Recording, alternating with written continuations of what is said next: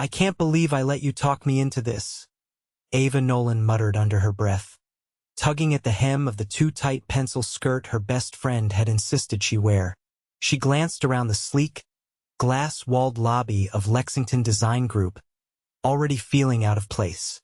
You owe me, Jenna had said, practically shoving her into the Uber that morning. It's just one client meeting. He probably won't even show. He's always late and never pays attention. Just take notes and nod. Easy. But nothing about the man who walked into the conference room 5 minutes later looked easy. He was tall, broad-shouldered, dressed in a midnight black suit that looked painfully expensive, and he moved like he owned the building. Or the city. His dark hair was perfectly styled, jawline sharp enough to make a sculptor weep, and his eyes ice blue and focused landed on Ava like a spotlight. He paused. You're not Jenna. Ava blinked. No. She had a family emergency. I'm just covering for her. The man's gaze didn't waver. Name? Ava Nolan. He stepped forward, offering his hand. Vincent Langston. She took it, immediately struck by how warm and firm his grip was. Confident. Controlled. His watch, definitely not something from a department store, flashed under the light as he released her hand. I was told Jenna would be handling the final design presentation, he said smoothly, taking a seat at the conference table. You're familiar with the proposal? Ava's heart pounded. She had skimmed it for 20 minutes in the Uber. Yes, mostly. I'm familiar with the layout and design flow. If there are specifics you want to go over, I can take notes and get back to you. Vincent studied her for an uncomfortable amount of time. Then something shifted in his expression. All right, let's begin. The presentation should have been a disaster. She fumbled through some of the slides, guessed her way through jargon, and dropped her pen twice. But every time she looked up, he was watching her, not with irritation, but curiosity, like he was trying to figure her out. When the meeting finally ended, Ava gathered her things quickly. Thank you for your time, Mr. Langston. He stood, adjusting the cuff of his suit. Vincent. She froze. Right? Vincent. He tilted his head. You're not like most people I meet in meetings like this. Ava gave a nervous laugh. I'll take that as a compliment, I think. It was.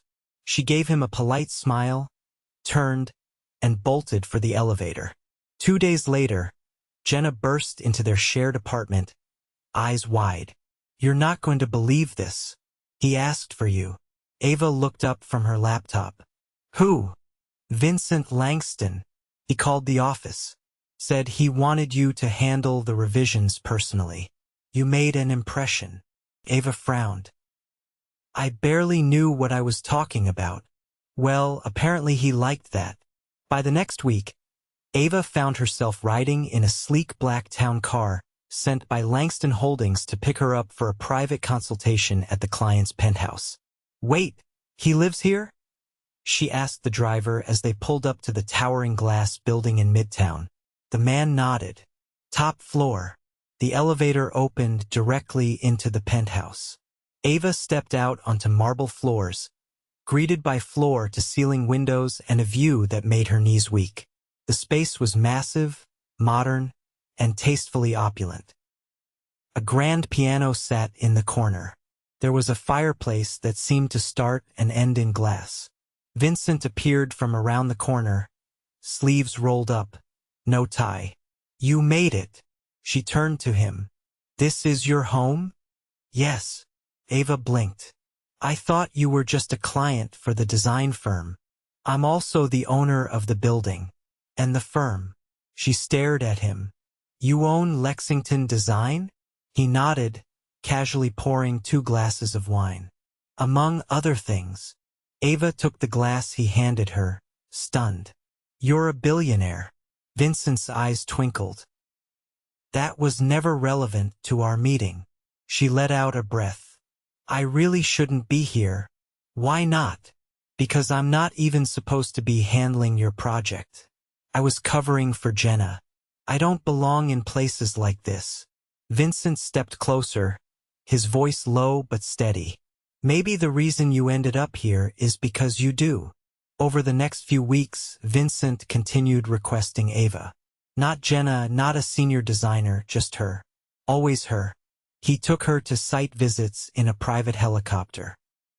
He had a driver pick her up from her walk-up apartment in Brooklyn and drop her off at restaurants that required reservations 6 months out. He'd pull out chairs for her, order her favorite dishes before she said a word, and ask questions that made her feel seen in a way no one had before. You used to paint, he said one night over dinner at a private rooftop restaurant in Tribeca. Ava paused mid-bite. How do you know that? I listened. You mentioned it once. You said you stopped after your mom passed. She looked down, surprised by the tightness in her throat. Most people forget that kind of thing. I'm not most people. She looked up at him, caught in that calm, intense gaze. No, she said quietly. You're really not. One night, after a long meeting at his penthouse, Vincent walked her to the elevator.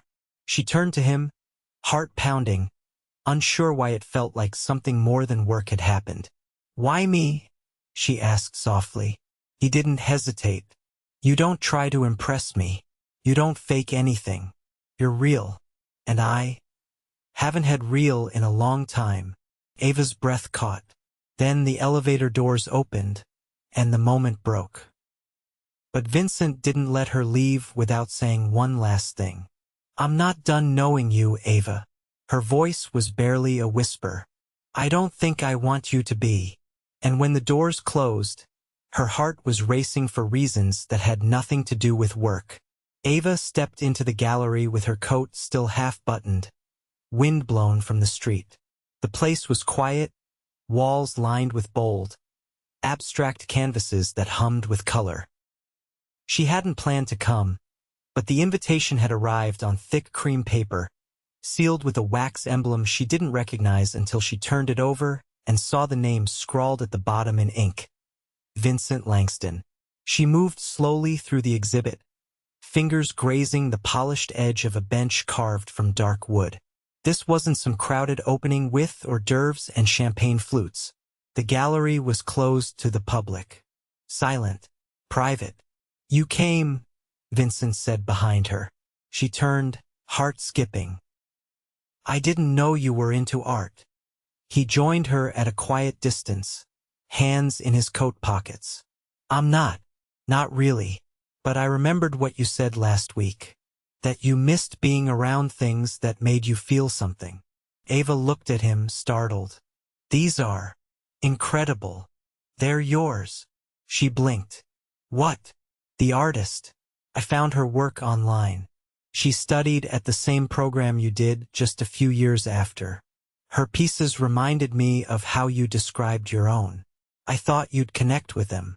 Vincent, this space must have cost. I already owned it. I just hadn't used it in years. She looked around again, realization sinking in. You rented out an entire gallery to show me paintings you thought I'd like? He met her eyes without flinching. I wanted to see what they'd do to you. Ava swallowed, caught off guard by the weight of his honesty. Why? Because when you talk about things you love, you light up. Most people don't do that anymore. She turned back to the wall, not trusting herself to speak. A moment passed between them, thick with something unspoken. I told myself I wasn't going to get involved, she said finally. Vincent stepped closer, his voice low. Involved how? In anything with someone who can buy silence. Buy rooms. People. I've spent my whole life trying to be taken seriously for what I can do, not who I'm near. He didn't move. I don't want you near me. I want you with me. That's different. You don't even know me. I know you think pretending not to care makes you safe, but it doesn't. It just makes you lonely. Ava turned to him slowly, breath catching. You think you know what lonely looks like? I live at the top of a glass tower, he said calmly. Trust me, I know. Neither of them spoke for a long moment. "I'm scared," she admitted. "I'm not," he said. "Not of this." She reached out, almost without thinking, and touched his hand. His fingers curled around hers, gentle but sure. Later, he brought her to a quiet cafe tucked behind a flower shop. Not a five-star restaurant or a members-only lounge, just a place where the air smelled like coffee beans and tulips. They sat side by side in a booth worn soft from time, the kind of place that hadn't changed its menu in 20 years. "I used to work in a place like this," Ava said. "Back in college. I made the worst lattes in Manhattan." Vincent grinned. "I don't believe that. I burned milk. Repeatedly. I was a menace. You still got hired?" I smiled a lot. "It's amazing what people will overlook when you seem cheerful." He studied her face. "You don't seem cheerful now. I've been thinking too much. About whether I'm falling into something I can't climb out of." Vincent leaned back, the corner of his mouth lifting slightly. "You're not falling. You're choosing. I'm not sure that makes it better. It makes it real." Ava stared down at her mug. "You're very good at saying things that make me forget what I was arguing." "I don't argue," he said. "I persuade." She laughed softly, and this time it wasn't nervous.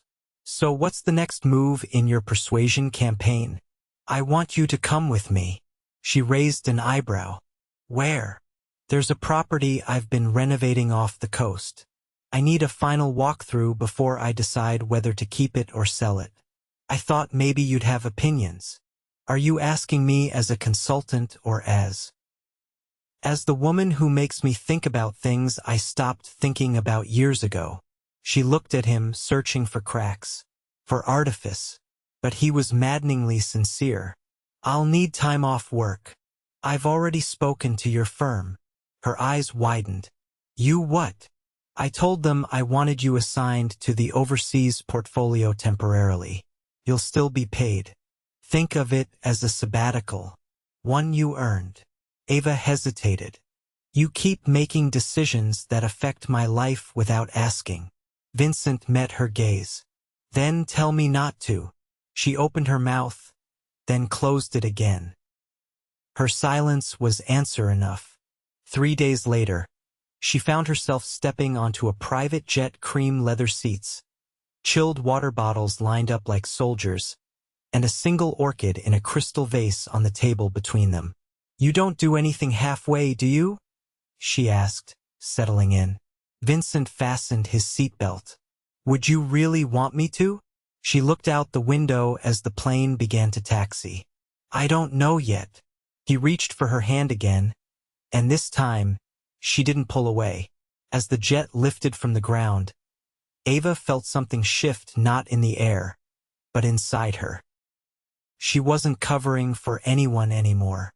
She was here because she chose it, and that terrified her more than anything else. Ava stood barefoot on the wide stone terrace of the coastal estate, the wind off the water tugging at the sleeves of her linen shirt. The sea below was a sheet of silver, the sun barely cresting the horizon. She hadn't planned on waking this early, but the unfamiliar quiet had pulled her from sleep. No sirens, no neighbors, just the rhythmic hush of waves and the occasional cry of a gull. She hadn't seen Vincent since they'd landed the night before.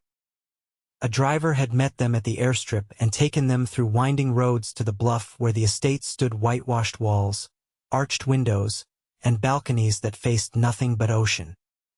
He'd shown her to a guest room with a view of the cliffs and said only, "Get some rest. Tomorrow's for decisions." Now, as she leaned on the terrace rail, she heard the low creak of a door opening behind her. "You're up early," Vincent said, his voice still morning rough.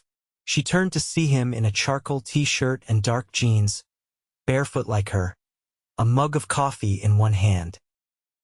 His hair was tousled, not in a styled way but in the way of someone who had barely slept.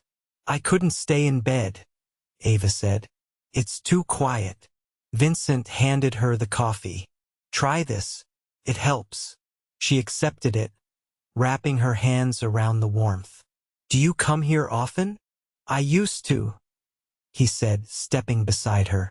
Before everything started moving too fast. She looked at him, waiting. My mother had a place near here, he continued. This was built after she passed. I wanted something permanent, something that didn't feel like it could be taken. Ava tilted her head. And now you want to sell it? I thought I did, he said, before I brought you here. She stared at him, the weight of his words settling into her chest. You think I'll change your mind? I think you already have. They stood in silence, the only sound the wind brushing the stone. Ava sipped the coffee. It was stronger than she expected, bitter in a way that grounded her. Eventually, she said, I'm not used to this. This. Clarity. I spent years chasing jobs because I needed to survive. I never stopped to decide if any of it was what I actually wanted. And now I'm standing in a place that looks like a magazine ad while you ask me what I think about selling it. She turned to him. Why do my opinions matter to you so much? Vincent looked out at the waves. Because you're not afraid to tell me the truth. Most people around me have forgotten how. Then maybe you're surrounding yourself with the wrong people. That's what I'm starting to think. Ava set the mug down on the railing. Show me the rest of the house. Vincent led her through the rooms slowly, letting her move at her own pace. The estate was sprawling but not cold arched doorways, pale stone floors, woven rugs that softened each step. The kitchen opened into a sunroom filled with hanging plants and a long farmhouse table.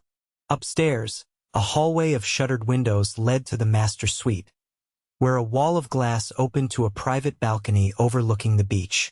She stopped at the edge of the room, eyes on the water. It's beautiful, but it doesn't feel lived in. It's not, Vincent said behind her. Not really. She turned to face him. Then why keep it? He leaned against the doorframe. Because sometimes, I think this might be the only place where I wouldn't forget who I was before all of this. Ava crossed the room slowly. And who was that? Vincent's jaw tightened, but he didn't look away. Someone who believed people could be trusted. She reached for his hand without thinking. You still can. You just have to choose the right ones. He held her gaze. Are you one of them? I don't know, she admitted. But I'm not going to lie to you. Not about anything. He nodded once. Good. Because I'm not interested in anything less than real. Later that afternoon, they walked the cliffs together.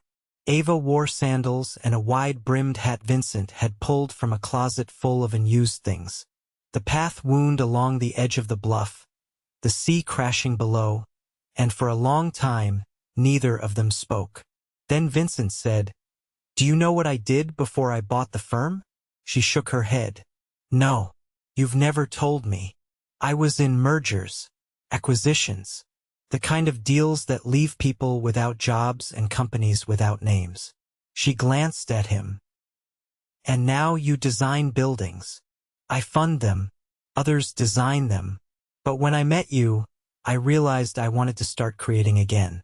Not just owning. There's a difference.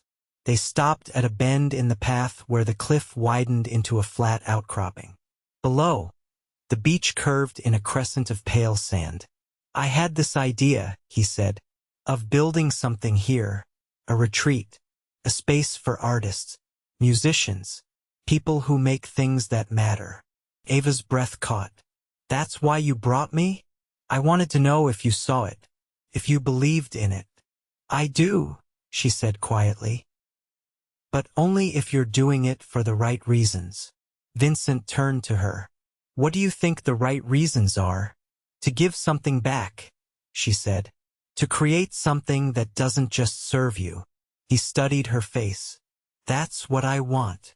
Ava stepped closer. Then build it. He reached up, brushing a strand of hair from her cheek.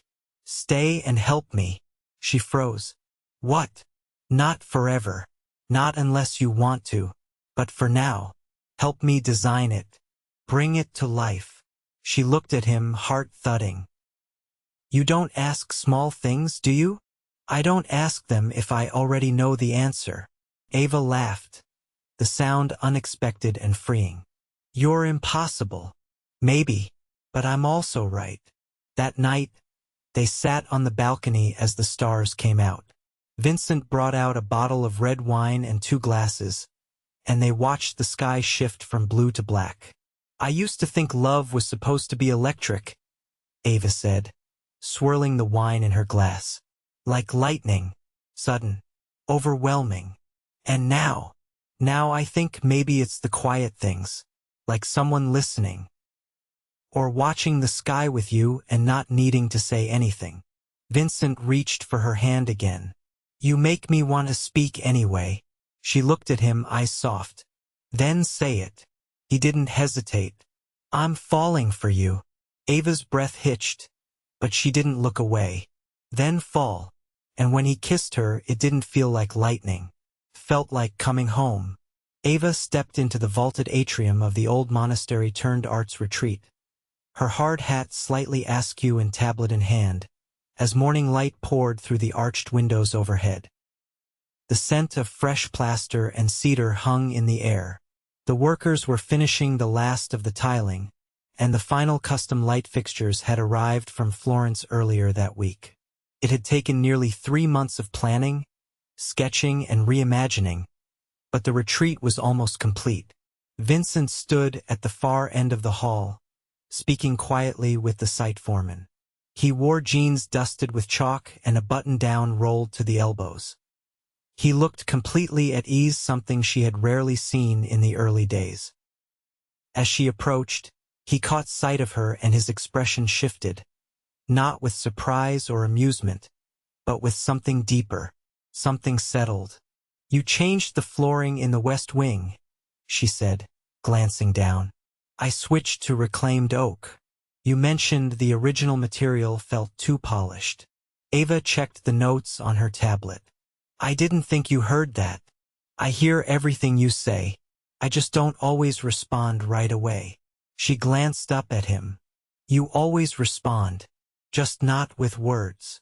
He studied her, but this time there was no hesitation. I want to keep this place open year-round, not just for artists, for anyone who needs quiet, clarity, space to figure things out. Ava nodded slowly. You're turning it into something more than a project. I'm trying to build something that lasts. Is that new for you? Yes.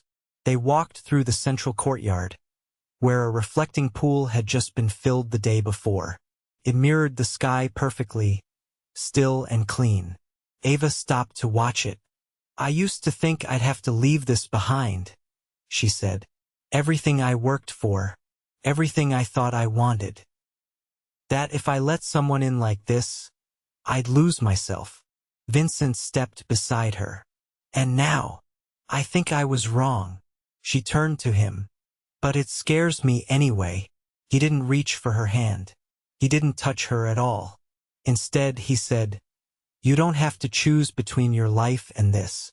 We can build something that holds both. I know, she whispered. That's what scares me most. That evening, the retreat's first private event began, a small gathering of artists and mentors from around the world who quietly entered the space, their voices hushed in awe. Ava stayed in the background, watching the way people reacted to the rooms she helped design, the textures she had chosen, the light she had insisted on preserving. Vincent found her near the back of the library, where a woman was quietly playing cello beneath a vaulted ceiling. He didn't interrupt. He simply waited beside her. Ava looked at him. They love it. They should. She let out a slow breath. I think I do too. He turned to her. You know that I love you, don't you? She looked at him fully, heart steady. Yes. I've been trying to find the right moment to ask you something, he said. But I realized there isn't one. There's only now. Ava's breath caught. Vincent reached into his pocket and pulled out a small velvet box. He didn't open it. He simply held it between them. This isn't about proving anything. It's not a performance. I don't need a spotlight or a stage. I just want to know, do you want to stay with me? Not because you feel trapped or grateful or swept up, but because it feels right. She took the box from his hand, set it gently on the table beside her, and stepped closer. I didn't fall for your money or your world. I fell for the version of you that no one else gets to see. The one who listens more than he speaks.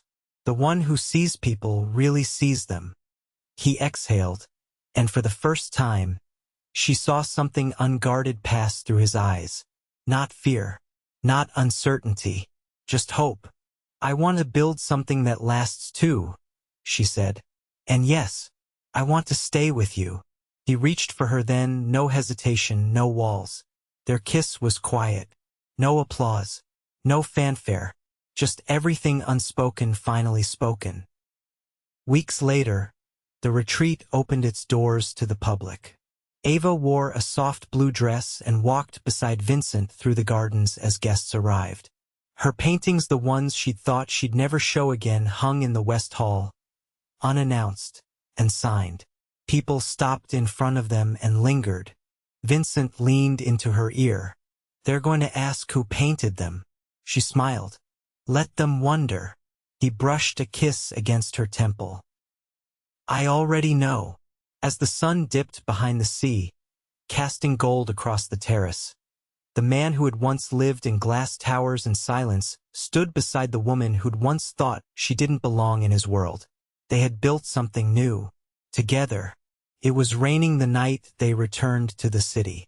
Not the soft drizzle Ava had grown used to during their time on the coast, but a heavy, relentless storm that painted the streets in reflections of neon signs and streaked the windows of the town car as it pulled up outside Vincent's building.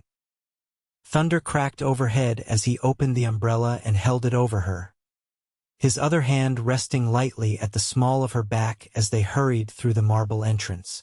Inside, the warmth of the lobby was immediate. The concierge greeted them with a quiet nod, and 2 elevator doors opened in seamless unison. Ava stepped in first, watching the numbers light up as they ascended. Vincent leaned against the mirrored wall, eyes on her. You don't look like someone who just opened a center that's already booked through next spring, he said. I'm thinking, she replied, shifting her weight. Trouble? No, just everything feels different, like I stepped into someone else's life. He pushed off the wall and crossed to her slowly. Whose life? Mine. But the version I never thought I'd get to live. His voice softened. You built it. Not alone. The elevator stopped. The doors opened directly into his penthouse. She stepped out, taking in the space she now knew better than her own apartment, the way the city stretched beyond the glass like a sea of lights, the way the room always smelled faintly of cedar and clean linen. Vincent closed the elevator behind them and turned to her. I have something for you. She raised an eyebrow. Another gallery? A vineyard this time. He smiled, not with charm, but with something grounded. No, something I've never given anyone. He walked to a sleek, built-in cabinet near the fireplace and pulled open a narrow drawer. When he returned, he held a thick envelope sealed in gold wax. Ava hesitated before taking it. What is this? Everything I own. Or rather, the legal documents that say I do. I had my attorneys draft a clause. Should anything ever happen to me, it all passes to you. Her fingers tightened around the envelope.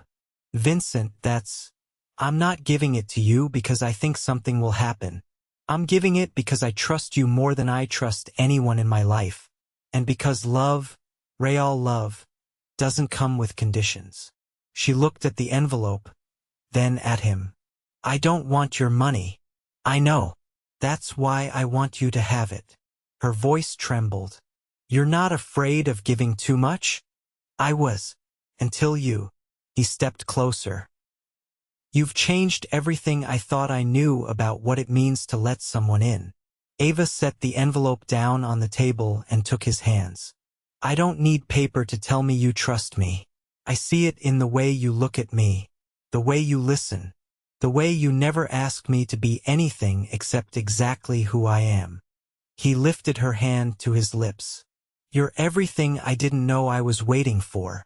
Lightning flashed behind the glass, illuminating the room in white for an instant. She didn't flinch. She didn't look away. I want to go back to painting, she said. You should. And I want to teach. Not full-time. Just something quiet. Something that reminds me where I came from. I'll build you a studio. I don't need one. He held her gaze. I want to give it anyway. She kissed him there, in the middle of the room, while the city raged outside. It was the kind of kiss that didn't need explanation, that didn't ask for anything except to be returned. When they finally parted, she rested her forehead against his. Let's go away, she whispered. Not forever, just for a little while. Where? Somewhere no one knows us. Where we can be just Ava and Vincent. He nodded. I know a place. The next morning, they boarded a jet bound for a quiet village on the Amalfi Coast. No press, no fanfare, just the two of them, and the soft hum of possibility that had grown between them like a second heartbeat. They stayed in a villa tucked into the cliffs, where the windows opened onto lemon groves and the sea sparkled like cut glass. Ava painted in the mornings and cooked in the evenings. Vincent wrote letters longhand, on thick paper, and left them on her easel with dried flowers or folded sketches of buildings he wanted to create.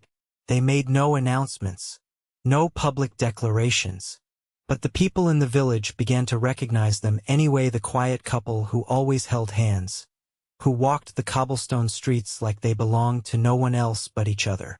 One night, under a blanket of stars, Vincent turned to her on the terrace. I never thought I'd want a family, he said. She watched him closely. Do you now? I want whatever life you'll give me. If it includes a child, I'll be the kind of father who never misses a moment. If it's just us and the life we're building, I'll spend every day making sure you never question how loved you are. Ava reached for him, her voice steady. Then stay with me. Not just here. Everywhere. He kissed her palm. Always. They returned to the city 6 weeks later, tanned and aching for their own bed. The center was thriving. Her studio had been completed in her absence, tucked into the top floor of a converted loft in Soho. It had wide windows and walls she could splatter without judgment. She held her first class there on a Saturday morning. 6 students who came in quietly and left with color on their hands and something softer in their eyes. Vincent waited for her that evening, leaning against the entrance with a bouquet of wildflowers, none of them arranged, just gathered. You look like you've been in a storm, he said. She held up her paint-streaked fingers. I think I found the part of me I thought I lost. He opened the car door for her. Then let's never let it go again. They married in the courtyard of the retreat the following spring, just before the wisteria bloomed. There were no headlines, no paparazzi, just the sound of the sea, the scent of rosemary in the air, and the steady hum of something sacred being promised. He didn't wear a tuxedo. She didn't wear white. He wore linen. She wore a dress the color of the sky just before it turns to dusk. They said their vows with no microphones, no stage, just their voices, just their truth. And when she whispered, I choose you, he didn't respond with words. He responded with a kiss so certain, so grounded, that the entire world could have disappeared and they wouldn't have noticed. They built their life in layers. Quiet mornings, laughter-filled dinners, books read aloud, arguments about paint colors and kitchen hardware, late-night drives just to see the skyline. A child, eventually years later, who came into a world already full of love and was never once unsure of where they belonged. And every year, On the anniversary of the day they first met, Vincent left a single note on her pillow. Not a poem, not a grand speech, just one line. "I'm still not done knowing you." And Ava, without fail, would write back, "Neither am I."